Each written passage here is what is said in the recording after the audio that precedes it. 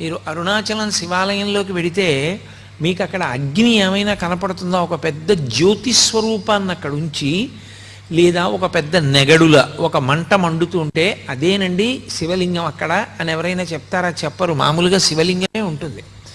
మామూలు శివలింగమే ఉన్నప్పుడు అరుణాచలంలో ఉండేటటువంటి శివలింగం అగ్నిలింగం ఎలా అవుతుంది?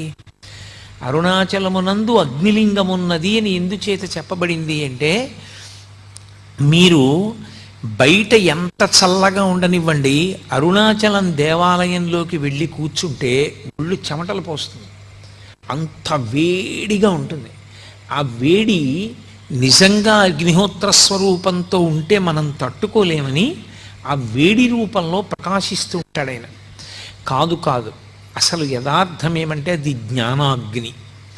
ఆ జ్ఞానాగ్ని ఎవరికి కలుగుతుందో వాళ్ళ కర్మలు దగ్ధమవుతాయి. జ్ఞానాగ్ని దగ్ధ